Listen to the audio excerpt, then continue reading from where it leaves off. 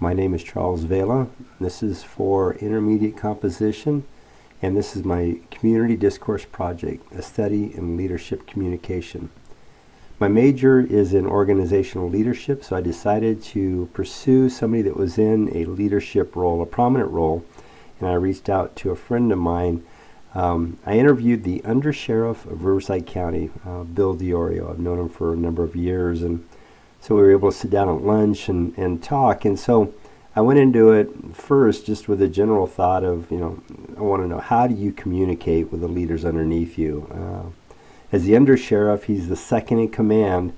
And what I took away from this is that, first of all, it's a very large organization. I didn't even really think about it. Riverside County, if most people don't know, is the second largest county in the United States. And they have over 4,000 personnel presently serving in the Sheriff's Department. And they're broken down into four general categories: the Office of the Coroner, Court Security, Public Administration, and the Jail and Patrol System. There are three undersheriffs, assistant sheriffs, that have operational control over these categories, and those three report directly to the undersheriff. And the undersheriff is responsible for the day-to-day workings of the department. I included a flow chart just to show how it's broken down into the three general categories and all the people that fall underneath it. So it's a very complex organization, quite a few people at the executive level and at management level. And so there's different types of communication used throughout the entire department, and that's what's kind of unique about them is that they have to have a couple different approaches. The first thing, and I was kind of surprised, is actually on Facebook. The sheriff has a Facebook page that he can deal directly with the public. Public can put comments on his page, and he can pass the information that he wants out. And he's an elected official, so he's a public official, so he has a very public not just an image, but he has a presence he has to maintain. Whereas the Sheriff's Department, Riverside County Sheriff's Department, has a Facebook page, but it's more anonymous. It's more informational and has things that they want to pass, but it's not really meant to have a personal interaction. So within the department, there are many ways that communication can happen. Just like with any large organization, they rely on meetings, executive memos. Because the county is so large, a lot of times they'll have phone conferences with people from all the outlying areas. There's actually 11 major areas throughout Riverside County all the way out to Blythe. So a lot of times it's difficult for people to get together. There's reports that are processed and passed up, and interviews even. Up at the executive level, they'll bring in people and interview them. A number of publications that serve the law enforcement community, national organizations. You've probably heard of a couple of them, like the National Police Chiefs Association. There's local associations, union newsletters. You don't really think about a union presence, but especially in law enforcement, there's a large union presence. And then there's all the federal and national networks. One of the things that I came to realize rather quickly is that, very similar to the military, they have their own specific jargon and acronyms that they use. And it's very hard for an outsider to understand them. They could probably speak an entire sentence just in acronyms. And even when I was sitting with Bill, I'd have him go back and rephrase a couple times, because he would just kind of roll through out of habit, and I'd have to get him to actually define or give me the meaning to what it was that he was talking about. So for an outsider just to break in, if you were going to try and monitor this or become part of the community, you really have to get spun up on all of the terminology that they use just in day-to-day communication. And with an organization this large and diverse, communication up and down is essential. One of the things that Bill laid out for me was kind of his weekly schedule, and there's pre-planned weekly meetings at the executive level. All the assistant sheriffs come in and sit down with him, and they brief him face-to-face on things that are happening, concerns, any kind of a major incident he needs to know about. He has monthly meetings with all the division chiefs and monthly meetings with all the captains. And so he's getting information from different levels and different perspectives, and written reports that follow that up. He has direct communication as needed with the adjacent county sheriffs, direct communication with the Riverside Police Chief, also San Bernardino, the police chief over there, and then even as needed meetings with union representatives. So all this communication is flowing to him, and so emails and reports, presentations, all of this is backed up or backs up all of the face-to-face meetings. So there's actually a written account of everything that has happened also, so he can go back to that, refer back to that. Now, communication from outside the department, there's a number of outside sources. He gave me some links to some of them, and most of them they used to look at new policing trends, new methods of policing. There's a number of issues that you would think are fairly common sense, like the body camera policies that are being pushed right now. A lot of the LGBT, the lesbian, gay, transgender community, a lot of issues with that, especially within the jail system and how they're processed and handled. There's quite a bit of discussion on the listservs, the networks, open forums between the different policing agencies. There's national associations have their own monthly publications. Like I mentioned earlier, the National Police Chiefs Association has their own magazine. The Police Officers Union has its own monthly magazine. There's national databases. They have direct communication and liaison offices with the FBI, the DEA, those type of organizations. So they can go and they have access to all of that for information.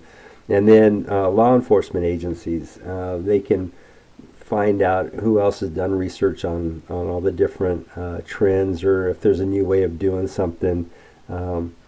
The only problem that I ran into in joining or trying to join a discourse community within the law enforcement field is that most of these sources are closed to the public. You have to have access, you have to be a member of that organization. And so as just a casual person that has an interest or wants to do some research into that, he's got to find a way to get into that, because it's just not generally given to them.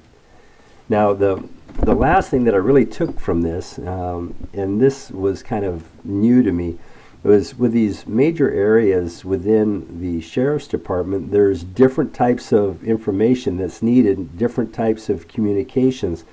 You would have thought if you were looking at a medical field, you know that you would deal primarily with medical information, but within the Sheriff's Department, we have actually all the different areas have different requirements. Like the coroner's office, they're primarily dealing with medical reports, research, and I wouldn't have really thought about that before this. I'm not thinking about the coroner's office. So there's quite a bit of medical knowledge that's required to be able to research into that portion. The court security is mostly reports, but security issues, prisoner processing. So there's a lot of it is just database type stuff. How many prisoners are there, the occupancy of which courts, but where they have to reach out to maybe the FBI is security issues. Are there threats?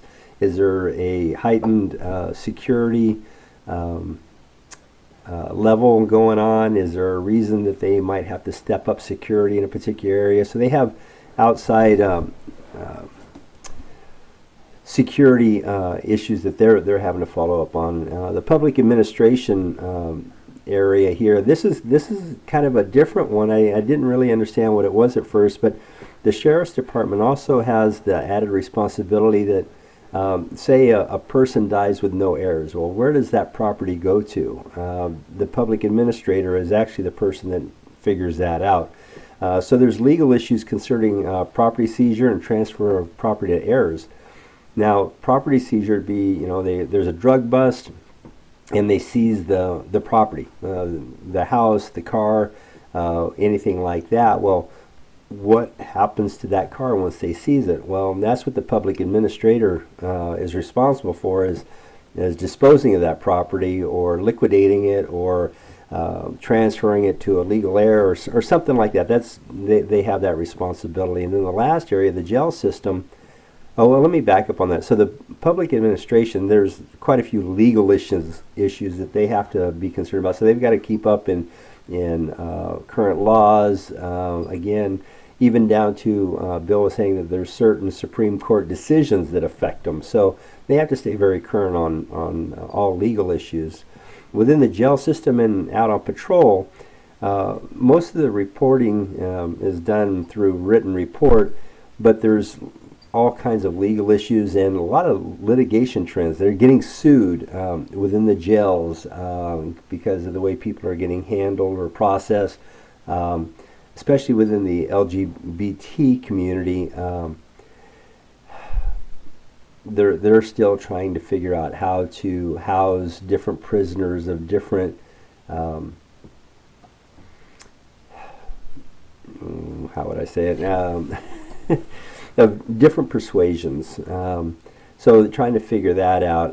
The ACLU is constantly keeping them tied up in courts on different things. And then, of course, there's the different issues that are affecting them from outside. Recently, all of the protest and the over the deaths of some African American men. So there's all these things going on, and then throw in also that they're trying to stay ahead of policing practices, new training, new trends. So there's quite a few different types of information that they have to be able to pick up and understand. So in looking back on this, I walked away actually really surprised that all of the different types of information, the different types of communication, the things that they had to stay current on. When you think of the sheriff's department, most of the time I just think of law enforcement. I think of the deputy out driving a beat, working the jail. You kind of think about them in courts, but all these other areas. In 1994, they absorbed the coroner's office, and that opened up a whole medical field that at the executive level they had to start understanding. The same thing with the public administration. When they took on the task of having to take care of that, there was a whole different legal aspect that was opened up to them. So just in summary, when you look at an organization like this, I guess once you start to peel back all the different layers, you start to understand how much you really need to learn about an organization. And so for this is the real takeaway from me is that you can't just walk into a place and expect to understand what they're talking about, how they're talking about, how it pertains, that you really do need to do some research, do a little studying before you step into this arena. So overall, this was a great project for me, and that's the end of my report. Thank you.